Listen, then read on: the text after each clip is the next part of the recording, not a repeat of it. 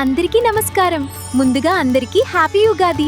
మనమందరం ఉగాది జరుపుకుంటాం, కానీ ఉగాది అంటే నిజంగా ఏంటి అని ఆలోచించామా? ఉగాది కేవలం తెలుగు న్యూ ఇయర్ కాదు, అది ఒక రీసెట్ బటన్. దైవశాస్త్రం ప్రకారం ఉగాది రోజు యూనివర్స్ రీసెట్ అవుతుంది. సో మన బాడీ, మైండ్, సోల్ కూడా రీసెట్ అవ్వాలి. ఉగాది రోజు ఇల్లు క్లీన్ చేయాలి, గడపకి పసుపు రాయాలి, ఫ్రెష్ మామిడాకులతో తోరణాలు కట్టాలి. ఈ రోజంతా ప్రశాంతంగా ఉండాలి.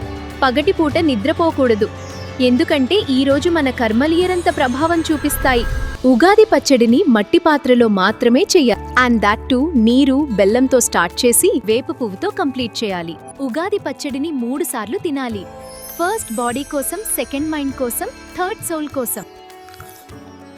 పచ్చడి తినేటప్పుడు ఈ శ్లోకం చెప్పాలి. శతాయుర్వజ్రదేహాయ సర్వ సంపత్కరాయ చ సర్వారిష్ట వినాశాయ నింబకందళ భక్షణం.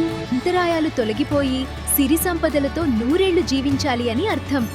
మనలో ఎంతమందికి ఉగాది పచ్చడి ఎందుకు తినాలో తెలుసు?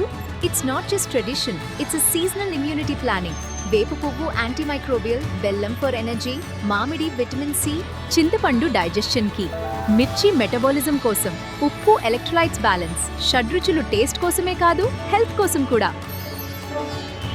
కాబట్టి ఈ ఉగాదికి పాజ్ అవ్వండి, రిఫ్లెక్ట్ అవ్వండి, రీసెట్ అవ్వండి. మీకు, మీ కుటుంబానికి పరాభవ నామ సంవత్సర శుభాకాంక్షలు. From show play.